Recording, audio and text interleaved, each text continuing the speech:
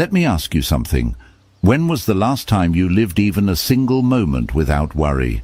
Not pretending, not laughing just to hide the pain, but truly feeling light, present and free. Most of us are always waiting for things to be perfect before we allow ourselves to feel joy. But that perfect moment never comes. Buddhism teaches us that peace isn't found in the future. It's found when we stop running, stop controlling, and return to what's real. If you're tired of living in your head, if you're ready to stop worrying and start feeling truly alive again, then these 7 lessons may be the reminder your soul has been waiting for. 1. The present moment is the only safe place you'll ever have. One of the deepest truths in Buddhism is that real peace, real freedom, can only be found in the present moment. That may sound simple, but when you truly understand it, it changes everything. The past is gone. It only lives in your memories. The future hasn't happened yet. It only exists in your imagination. But worry doesn't care about that. It pulls you into a mental world filled with what-ifs and maybes. It creates worst-case scenarios, builds fears out of thin air, and convinces you that danger is always just around the corner.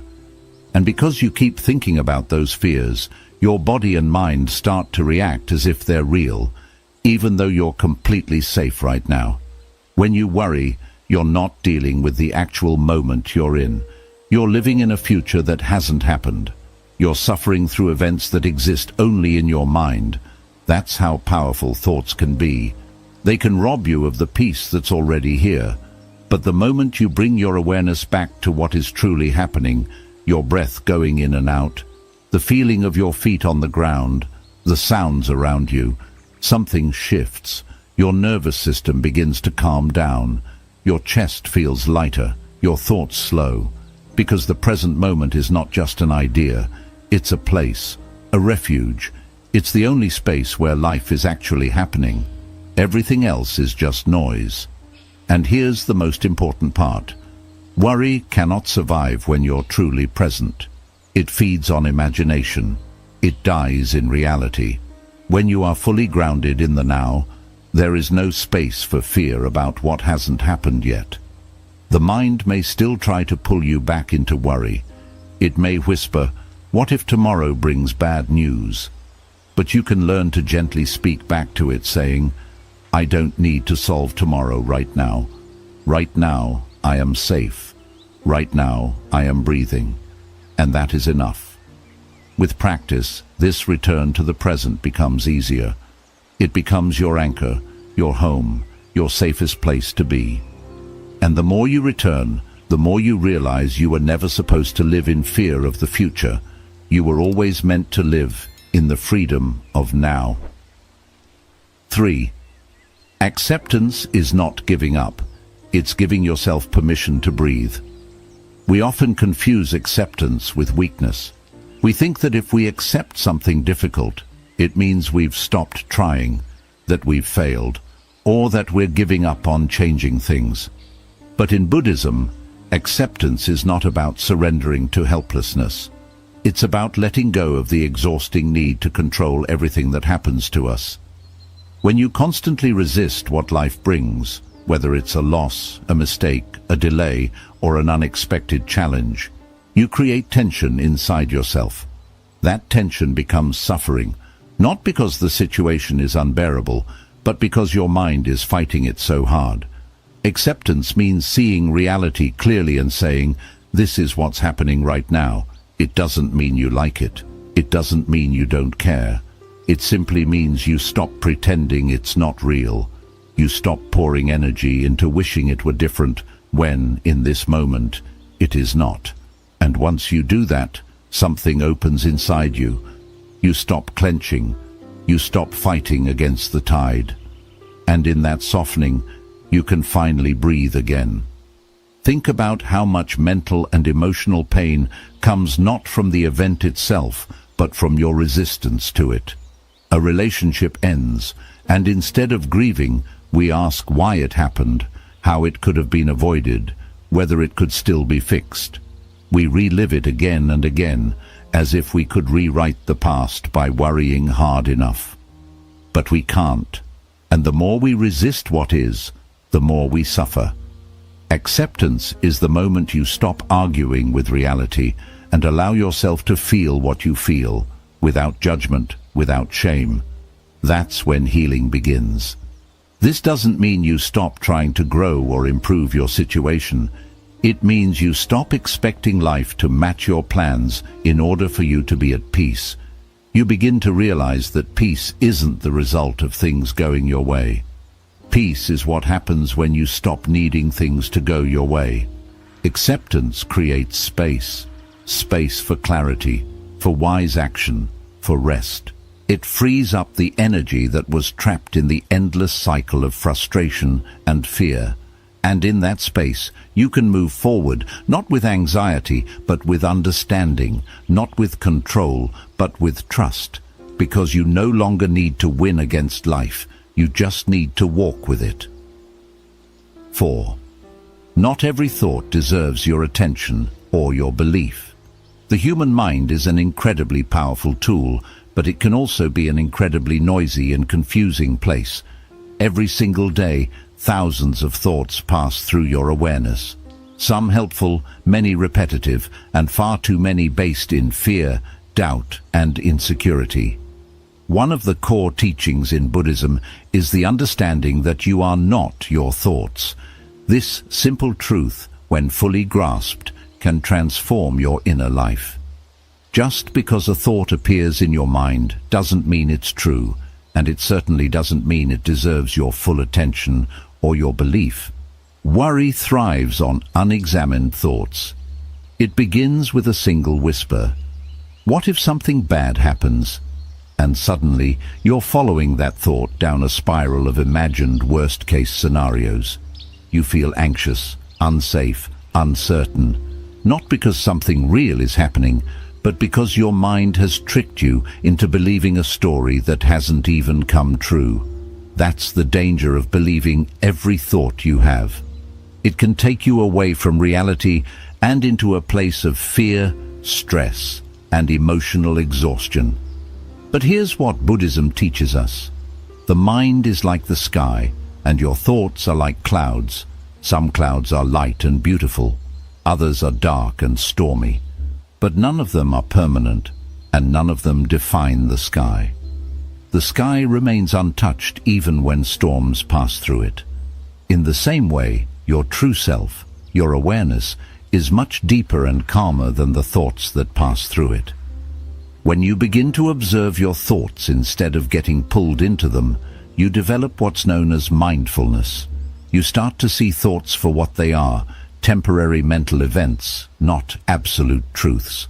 So when your mind tells you, "I'm not good enough," or "I can't handle this," or "everything is going to fall apart," you don't have to argue or panic. Instead, you can pause, breathe, and gently say, "This is just a thought. It's not a fact. I don't have to believe it." That simple awareness can stop the chain reaction before it begins. And over time, you start to create space between you and your thoughts. You no longer feel like a victim to every fear that rises.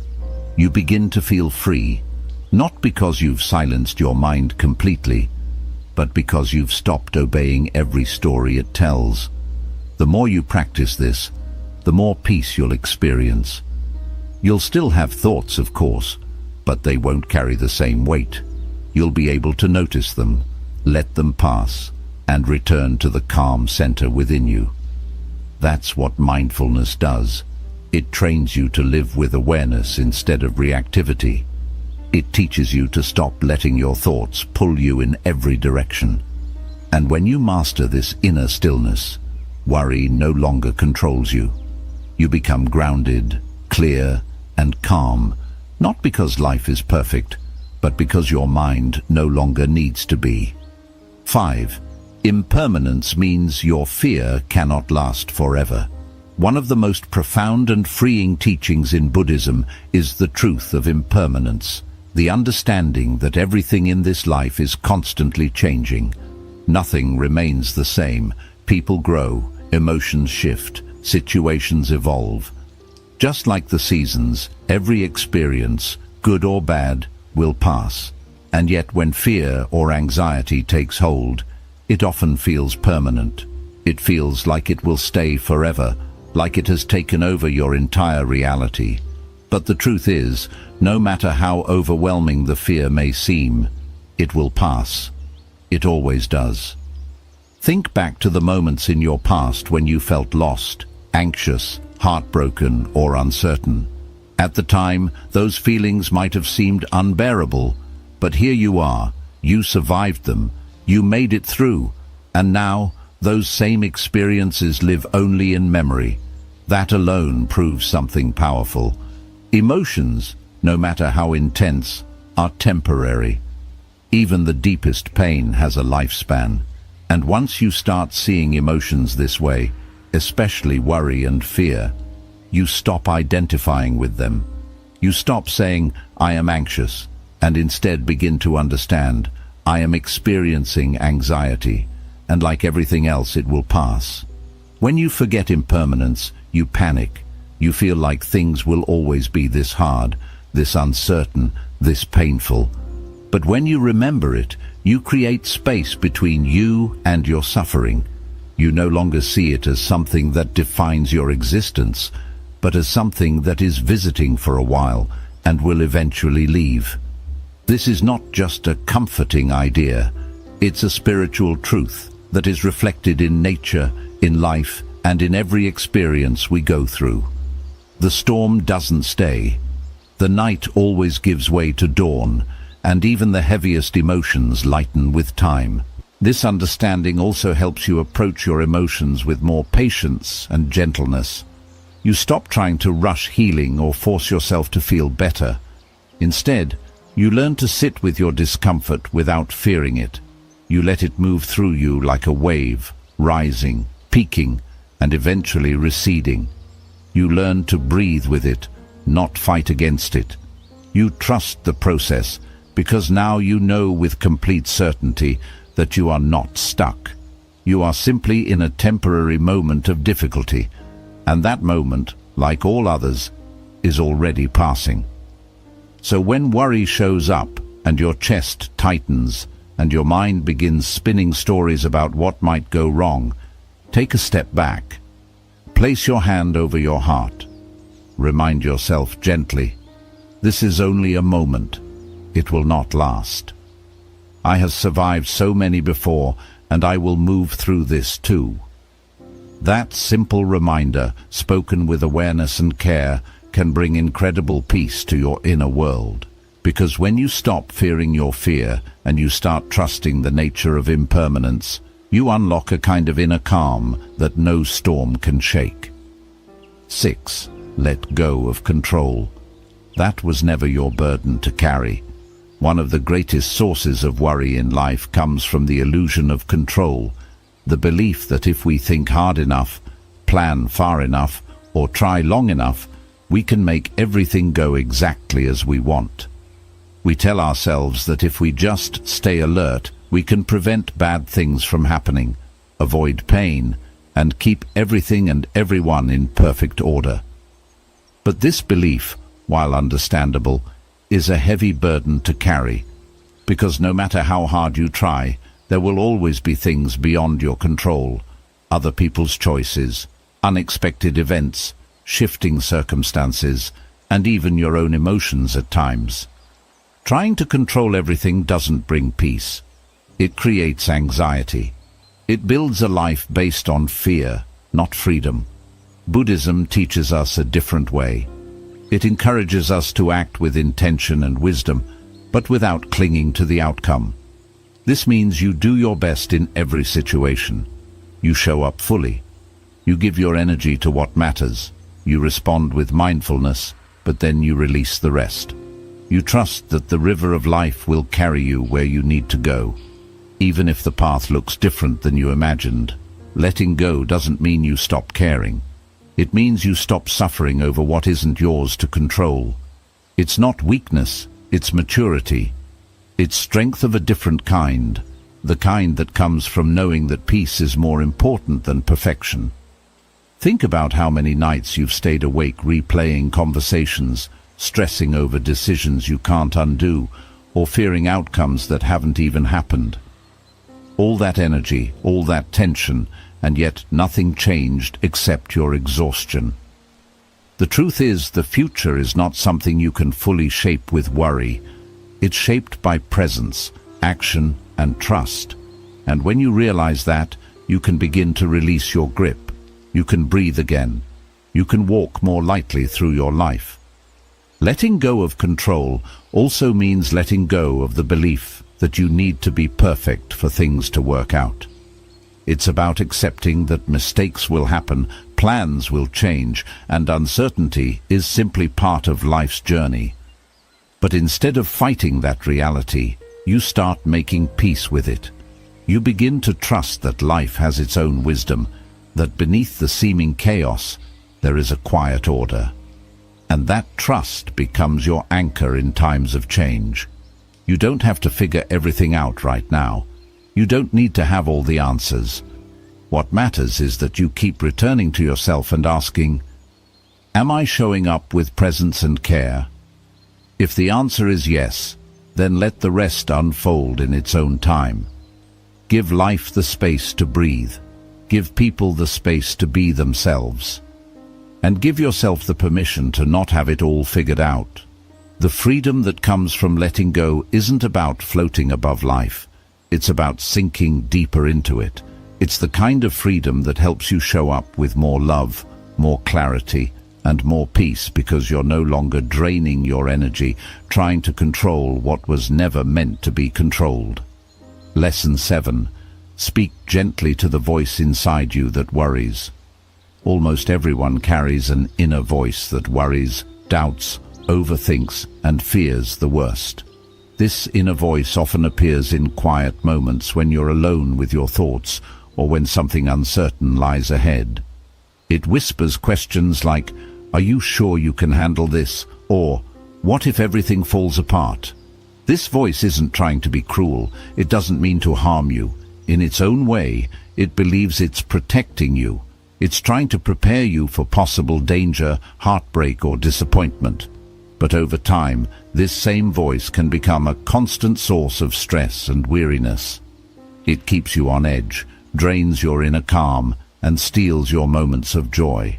Buddhism teaches compassion not only for others, but also for yourself, especially for the parts of you that feel scared.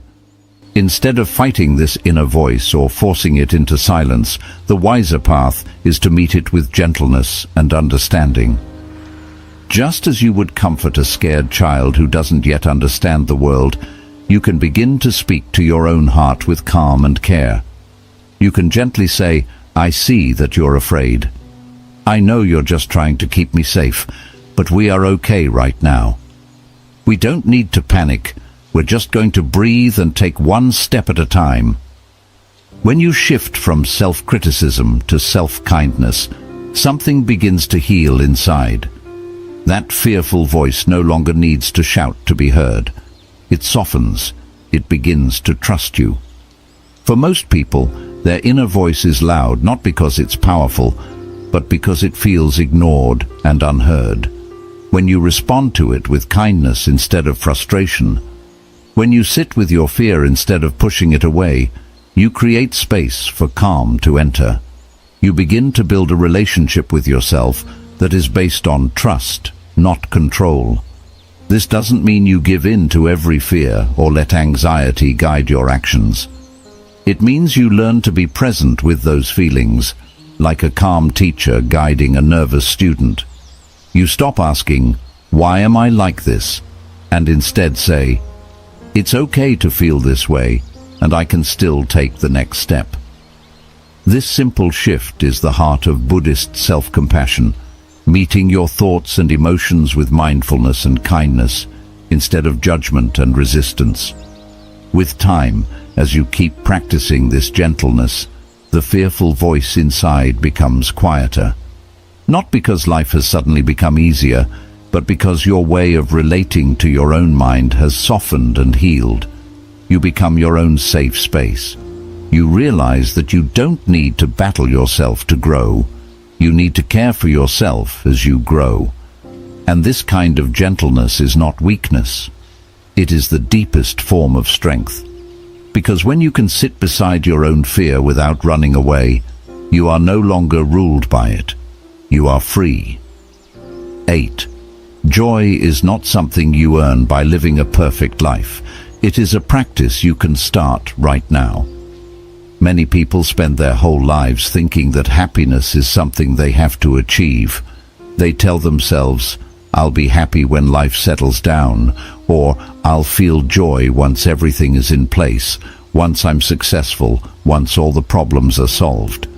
But that day rarely comes because life is always changing.